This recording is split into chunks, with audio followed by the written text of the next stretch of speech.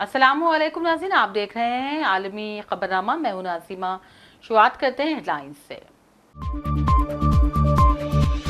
मकबूजा मगरिबी किनारे पर 5 रोज से जारी इसराइली ऑपरेशन, तकरीबन 64 फलस्तीनी शहीद। जनीन कैंप में महसूस फलस्तीनी खुराक, पानी और बिजली से भी महरूम। इसराइल में वजीर आजम नेतन्याहू के खिलाफ बड़े पैमाने पर अवामी मुजाहरे, एरगमालियों को वापस लाने के लिए जंगबंदी मुआहदा जल्द करने पर दिया जोर। इसराइली जेलों में बंद फलस्तीनियों को कत्ल कर दिया जाए, इसराइली वजीर का मुतनाज़ा बयान। कहा, इसराइलियों का जिंदा रहने का हक फलस्तीनी शहरियों के आज़ादाना हरकत के हक पर फौकियत रखता है। पाकिस्तान ने मुतनाज़ा खित्ते जम्मू कश्मीर पर हुकूमत हिंद के दावों को मुस्तरद कर दिया। हिंदुस्तानी बयानात को गुमराहकुन और खतरनाक हद तक फरेब करार दिया। और अफगानिस्तान में खवातीन के लिए नए अखलाकी कानून से पैदा तनाज़ा, अफगान हुक्काम आलमी बिरादरी के साथ बातचीत के लिए तैयार, हुकूमती तर्जुमान का बयान। हेडलाइंस आपने देखी। अब पेश है खबरों की तफसील। शुरुआत करते हैं गजा से जुड़ी अहम खबरों से, जैसे कि मकबूजा मगरिबी किनारे पर 5 दिनों से जारी इसराइली ऑपरेशन में इस्लामी जिहाद के अरकान समेत 64 फलस्तीनी शहीद हो गए हैं। मगरिबी किनारे पर इसराइली ड्रोन हमले में मजीद एक और फलस्तीनी शहीद और दूसरा शदीद जख्मी भी हो गया है। अल खुलैल में मुसल्लह अफराद की फायरिंग से 3 इसराइली पुलिस एहलकार भी हलाक हो गए। जनीन कैंप में महसूर फलस्तीनी खुराक, पानी और बिजली से महरूम होकर रह गए हैं। तो दूसरी जानिब गजा में अक़वाम मुत्तहिदा की इंसदाद पोलियो मुहिम का आगाज हो गया है और इसराइल ने वैक्सीनेशन के दौरान हमलों में वक्फा देने से साफ इनकार कर दिया है। इसराइली तैयारों ने गजा के पनाहगुज़ीन स्कूल पर भी बमबारी की, जिससे 11 फलस्तीनी शहीद हो गए हैं। इसराइली फौज ने शुमाली और वसी गजा में भी फिजाई हमले किए, जिसमें 10 फलस्तीनी शहीद हो गए। और गजा से 6 रकमालियों की लाशें मिलने के बाद इसराइल में वज़ीर आज़म नेतन्याहू के खिलाफ बड़े पैमाने पर अवामी मुजाहरे शुरू हो गए हैं। तल अबीब और मकबूजा बैतुल मक़दस में हज़ारों अफराद हुकूमत मुखालिफ एहतजाजी मुजाहरे में शरीक हुए। नेतन्याहू के खिलाफ प्लेकार्ड्स उठाए मुजाहिरीन ने हुकूमत के खिलाफ नारे भी लगाए और हुकूमत से एरगमालियों को वापस लाने के लिए गजा जंगबंदी मुआहदा जल्द अज जल्द करने का मुतालबा शुरू कर दिया। इसराइल के मुतनाज़ा वज़ीर बराए कौमी सलामती इतमार बिन गोयर ने मुतालबा किया है कि मकबूजा दरिया उर्दून के मगरबी किनारे की आवाम के लिए नई सजाएं जारी की जाएं और इसराइली जेलों में बंद फलस्तीनियों को कत्ल कर दिया जाए। बिन गोयर ने अल खुलैल में किए गए 3 इसराइली फौजियों की हलाकत का सबब बनने वाले मुसल्लह हमले के बाद सोशल मीडिया एक्स से बयान जारी किया। बयान में बिन गोयर ने कहा, इसराइलियों का जिंदा रहने का हक फलस्तीनी इंतजामिया के शहरियों के आज़ादाना हरकत के हक पर फौकियत रखता है। उसने मुतालबा किया कि दरिया उर्दून के मगरबी किनारे में मजीद फौजी चौकियां कायम की जाए और फलस्तीनियों को गलियों में आज़ादाना घूमने फिरने की इजाज़त ना दी जाए। वाज़ेह रहे कि ये कौमी सलामती के वज़ीर हमेशा मुतनाज़ा बयानात से सुर्खियों में रहने की कोशिश करते हैं। उधर गजा में अक़वाम मुत्तहिदा और मुकामी वज़ारत सेहत के हुक्काम की मुश्तरका कोशिशों से पोलियो वैक्सीनेशन मुहिम का आज दूसरा दिन था। इस मुहिम के दौरान गजा के कुछ इलाकों में आरजी जंगबंदी की भी इत्तलात हैं। गजा में कल यानी कि इतवार को तकरीबन 72,000 बच्चों को पोलियो वैक्सीन पिलाई गई। गजा पट्टी के वस्ती इलाके अल ज़वाइदा कैंप के तिब्बी मरकज में फ़लस्तीनी बिस्मा अल बतश पोलियो के खिलाफ वैक्सीन की आमद पर अपनी खुशी छुपा नहीं पाई, जिससे उसके बच्चे और दीगर हज़ारों बच्चे इस मर्ज के खिलाफ क़ुव्वत मुदाफ़ियत हासिल करेंगे। पाकिस्तान ने मुतनाज़ा खित्ते जम्मू कश्मीर पर हुकूमत हिंद के दावों को मुस्तरद कर दिया और इसे गुमराहकुन और ख़तरनाक हद तक फरेब करार दिया। पाकिस्तान ने कहा, हिंदुस्तान अपनी इश्तियाल अंगेज़ बयानबाजी और बेबुनियाद दावों को तर्क कर दे। पेश नाज़रीन अहम तफसीलात इस रिपोर्ट में। पाकिस्तान ने खित्ते जम्मू कश्मीर पर हिंदुस्तानी दावों को मुस्तरद करते हुए इसे गुमराहकुन और ख़तरनाक हद तक फरेब करार दिया। पाकिस्तान ने कहा, हिंदुस्तान अपनी इश्तियाल अंगेज़ बयानबाजी और बेबुनियाद दावों को तर्क कर दे।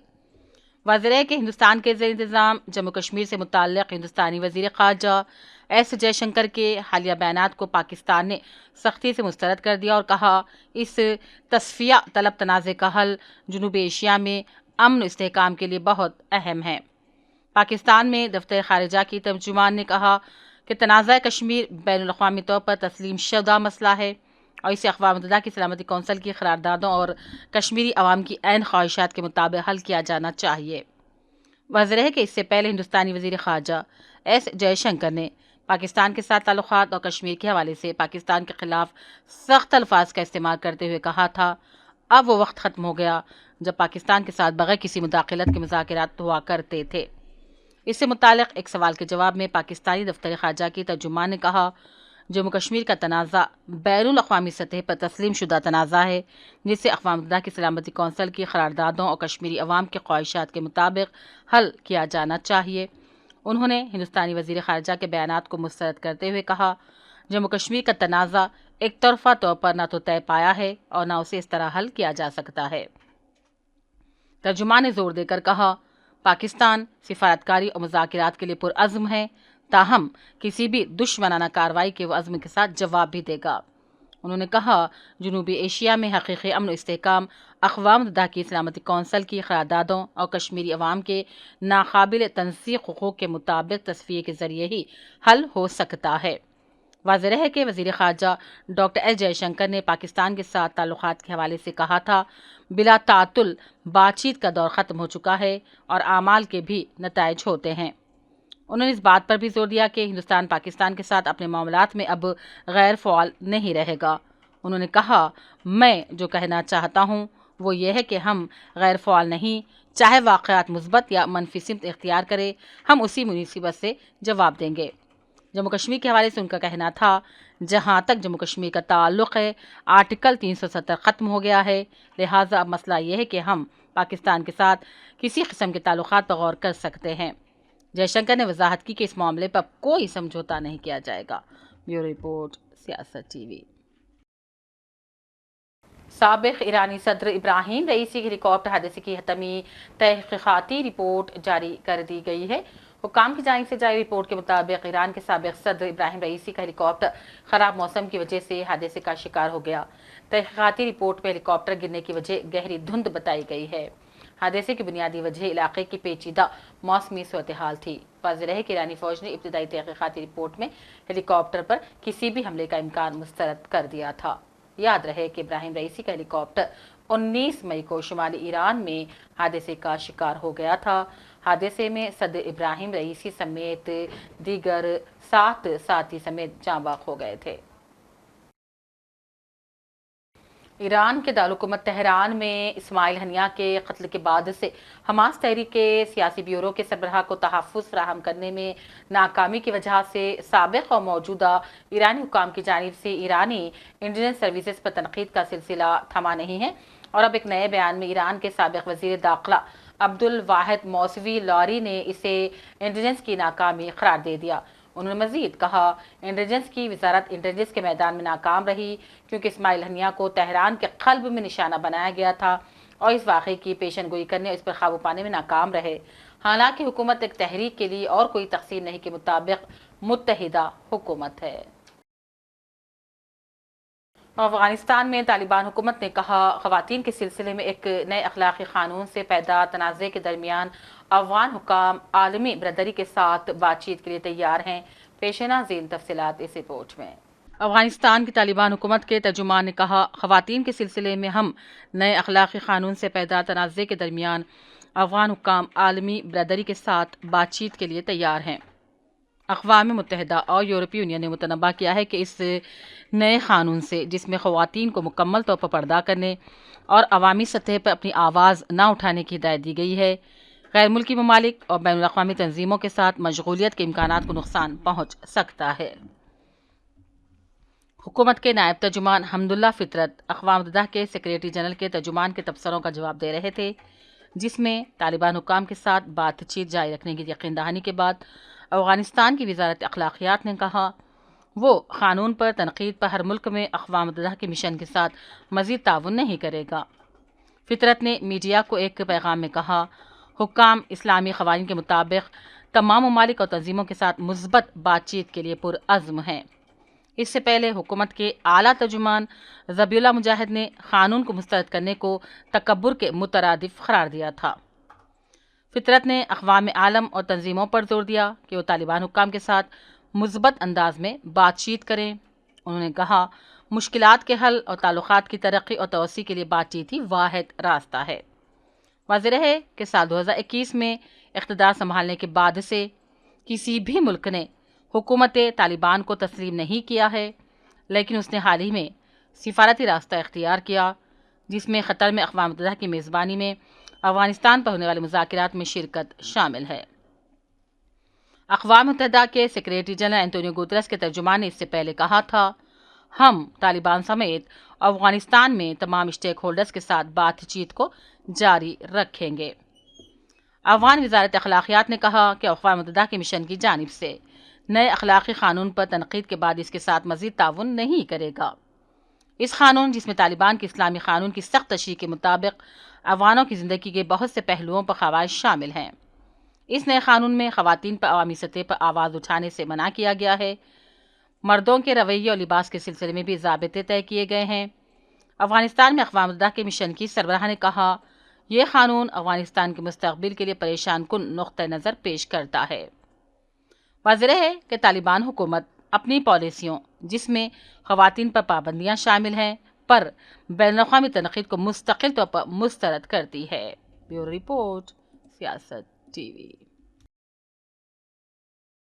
اور ناروے کی ایک دریا میں اس ویل کی موت ہو گئی ہے جس پر روس کے لیے جاسوسی کا شبہ ظاہر کیا گیا تھا۔ 14 فٹ لمبی یہ ویل 5 سال قبل ناروے کے پانیوں میں دریافت ہوئی تھی، اور یہ ویل جنوب مغربی علاقے ریساویکا کے قریب مردہ حالت میں پائی گئی، جس کو معائنے کے لیے قریبی بندرگاہ منتقل کر دیا گیا ہے۔ ناروے کے پانیوں میں دریافت ہونے کے بعد حکام نے کہا تھا کہ یہ ایک جاسوس ویل ہے، تاہم ماسکو نے الزامات کا کبھی جواب نہیں دیا تھا۔ الجزائر کی وزارت خزانہ نے اعلان کیا ہے کہ ان کے مالک کو BRICS new development bank (NDB) کی رکنیت کے لیے منظوری دے دی گئی ہے، اور یہ فیصلے کا اعلان NDB کی سربراہ دلما روسیف نے جنوبی افریقہ کے کیپ ٹاؤن میں اجلاس میں کیا۔ الجزائر کی وزارت خزانہ نے اپنے بیان میں کہا، برکس گروپ کے مالیاتی بازو یعنی کہ اس اہم ترقیاتی ادارے میں شامل ہو کر الجزائر عالمی مالیاتی نظام میں اپنے انضمام کے عمل میں ایک اہم قدم اٹھا رہا ہے۔ واضح ہے کہ برکس گروپ، جس کا نام بانی ارکان برازیل، روس، ہندوستان، چین اور جنوبی افریقہ کے ابتدائی ناموں سے اخذ کیا گیا ہے، اس بینک کا مقصد عالمی بینک اور IMF جیسے بین الاقوامی مالیاتی اداروں کا متبادل پیش کرنا ہے۔ دنیا کے کئی ایک ممالک میں آوارہ کتوں کی وحشت بڑھتی جا رہی ہے۔ ایسے میں اب ترکیہ میں بھی آوارہ کتوں کے خاتمے کے حوالے سے منظور کردہ نئے متنازع قانون پر لوگ احتجاج کرتے ہوئے سڑکوں پر نکل پڑے۔ استنبول میں ہزاروں مظاہرین نے نئی قانون سازی کے خلاف احتجاج کیا، جس کے بارے میں ناقدین نے کہا، ترکیہ بھر میں آوارہ کتوں کو مارنے کا باعث بنے گا۔ گزشتہ ماہ قانون سازوں نے حفاظتی خدشات کے پیش نظر ترکیہ کی سڑکوں سے لاکھوں آوارہ کتوں کو ہٹانے کے لیے ایک نئے قانون کی منظوری دی تھی۔ جانوروں کا خیال رکھنے والے کارکنوں کو خدشہ ہے کہ اس سے بڑے پیمانے پر کتوں کی ہلاکت ہو جائے گی، یا کتے بھیڑ بھیڑی اور بیماریوں سے متاثرہ پناہ گاہوں میں ختم ہو جائیں گے۔ صدر ترکیہ رجب طیب ایردوان نے بھی کہا تھا کہ ملک کے آوارہ کتوں کے مسئلے سے نمٹنے کے لیے قانون سازی ضروری ہے۔ آخر میں لائنز پر ڈالتے ہیں ایک اور نظر۔ مقبوضہ مغربی کنارے پر 5 روز سے جاری اسرائیلی آپریشن، تقریباً 64 فلسطینی شہید، جنین کیمپ میں محصور فلسطینی خوراک، پانی اور بجلی سے بھی محروم۔ اسرائیل میں وزیر اعظم نتن یاہو کے خلاف بڑے پیمانے پر عوامی مظاہرے، ارغمالیوں کو واپس لانے کے لیے جنگ بندی معاہدہ جلد کرنے پر دیا زور۔ اسرائیلی جیلوں میں بند فلسطینیوں کو قتل کر دیا جائے، اسرائیلی وزیر کا متنازع بیان، کہا اسرائیلیوں کا زندہ رہنے کا حق فلسطینی شہریوں کے آزادانہ حرکت کے حق پر فوقیت رکھتا ہے۔ پاکستان نے متنازع خطے جموں کشمیر پر حکومت ہند کے دعووں کو مسترد کر دیا، ہندوستانی بیانات کو گمراہ کن اور خطرناک حد تک فریب قرار دیا۔ اور افغانستان میں خواتین کے لیے نئے اخلاقی قانون سے پیدا تنازع، افغان حکام عالمی برادری کے ساتھ بات چیت کے لیے تیار، حکومتی ترجمان کا بیان۔ اسی کے ساتھ عالمی خبرنامہ کا سلسلہ یہیں اختتام کو پہنچتا ہے۔ پوری ٹیم کے ساتھ دیجیے اجازت اور دیکھتے رہیے سیاست ٹی وی۔ اللہ حافظ۔